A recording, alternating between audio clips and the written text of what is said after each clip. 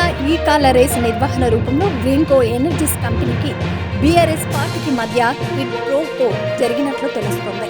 హైదరాబాద్ కేంద్రంగా ఏర్పాటై దేశవ్యాప్తంగా దాదాపు లక్షల కోట్ల రూపాయలు విలువైన ప్రాజెక్టులు నిర్వహిస్తున్న ఆ సంస్థ ఇక్కడి ప్రభుత్వం నుంచి ఏదో ఒక రూపంలో లబ్ధి పొందే లక్ష్యంతో 10 ఏళ్ల పాటు అధికారంలో ఉన్న బీఆర్ఎస్ పార్టీకి పెద్ద ఎత్తున విరాళాలు ఇచ్చిందని సమాచారం.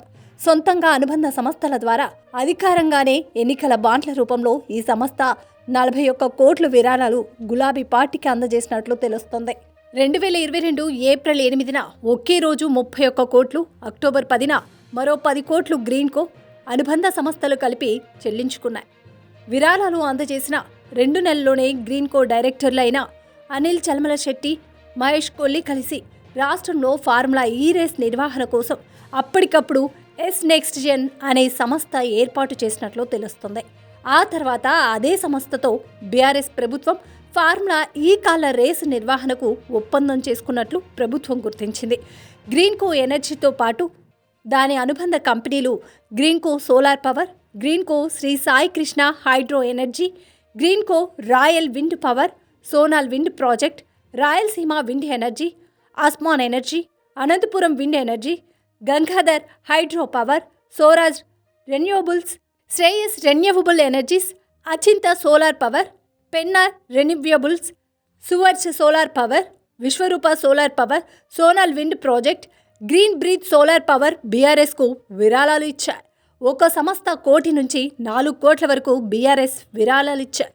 గ్రీన్కో దాని అనుబంధ సంస్థల ద్వారా విరాళాలుగా ఇచ్చిన 41 కోట్లకు ప్రతిఫలంగా గ్రీన్కో డైరెక్టర్లు ప్రారంభించిన నెక్స్ట్ జెన్ కంపెనీకి ఫార్ములా ఈ రేస్ నిర్వహణ బాధ్యతలను అప్పగించారని ప్రభుత్వ వర్గాలు గుర్తించాయి.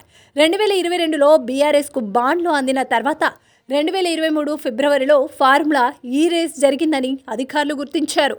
గ్రీన్ కోసం ఎనర్జీస్ కంపెనీల వివరాలు లోతుగా చూస్తే ఆశ్చర్యకరమైన వివరాలు వెలుగులోకి వస్తున్నాయి. గ్రీన్కో ఎనర్జీస్ కంపెనీ ఉమ్మడి రాష్ట్రంలో హైదరాబాద్ కేంద్రంగా 2000 సంవత్సరంలో ఏర్పడింది.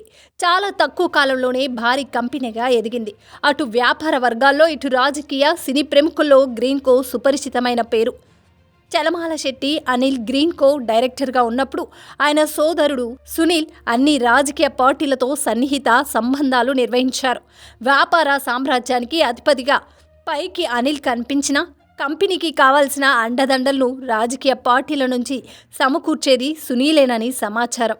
సునీల్ అన్ని రాజకీయ పార్టీలకు సన్నిహితుడే. సునీల్ కాకినాడ లోక్సభ నియోజకవర్గంలో 2009లో ప్రజారాజ్యం నుంచి, 2019లో టీడీపీ నుంచి, 2024లో వైసీపీ నుంచి పోటీ చేసి ఓడిపోయారు. 3 సార్లు 3 పార్టీల నుంచి బరిలోకి దిగి ఓడిపోయినా అసలు లక్ష్యం నెరవేరింది. రాజకీయ సంబంధాలు ఆయనకు వ్యాపార విస్తరణకు ఉపయోగపడ్డాయని అంటారు. గ్రీన్కో ద్వారా పునరుత్పాదక విద్యుత్ ఉత్పత్తి రంగంలో అనేక ప్రాజెక్టులు చేపట్టారు. ప్రస్తుతం ఒక్క ఆంధ్రప్రదేశ్లోనే 25,000 కోట్ల విలువైన ప్రాజెక్టులు ఈ సంస్థ చేతిలో ఉన్నాయి. అనుబంధ సంస్థల వివిధ రాష్ట్రాల్లో దక్కించుకున్న ప్రాజెక్టులని కలిపితే సంస్థ పనులు 1,00,000 కోట్ల వరకు ఉంటాయని అంచనా. హైదరాబాద్ కేంద్రంగా ఉన్న గ్రీన్కో కంపెనీ ప్రస్తుతం ఆంధ్రప్రదేశ్, కర్ణాటక, మధ్యప్రదేశ్తో పాటు 15 రాష్ట్రాల్లో 7.5 గిగావాట్ సామర్థ్యం కలిగిన భారీ విద్యుత్ ఉత్పత్తి ప్లాంట్లను నిర్వహిస్తుంది. తమిళనాడులో ఏకంగా 33,000 మెగావాట్ల సామర్థ్యం కలిగిన పంప్డ్ స్టోరేజ్ జల విద్యుత్ కేంద్రాలు పెట్టేందుకు ఈ సంస్థ అక్కడి ప్రభుత్వంతో ఒప్పందం చేసుకుంది. ఆంధ్రప్రదేశ్లో కర్నూలులోని పిన్నాపురం వద్ద 1,680 మెగావాట్ల పంప్డ్ స్టోరేజ్ ప్లాంట్లను నిర్మిస్తుంది. తెలంగాణలో 10 ఏళ్లున్న బీఆర్ఎస్ ప్రభుత్వంలో సన్నిహిత సంబంధాలున్న గ్రీన్కో దేశమంతటా విస్తరించిన రాష్ట్రంలో మాత్రం విస్తరించలేకపోయింది.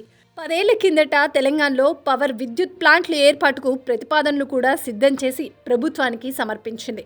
ములుగు జిల్లాలో 18,203 కోట్లతో 3,960 మెగావాట్ల పంప్డ్ స్టోరేజ్ ప్లాంట్ ఏర్పాటుకు సిద్ధమైంది. కేంద్ర అటవీ పర్యావరణ శాఖ దీనికి క్లియరెన్స్ ఇవ్వడానికి వీలుగా విచారణ విధి విధానాలకు కూడా జారీ చేసింది. ఈ 2 కీలక ప్రాజెక్టులు కార్యరూపం దాల్చకుండానే ఆగిపోయాయి.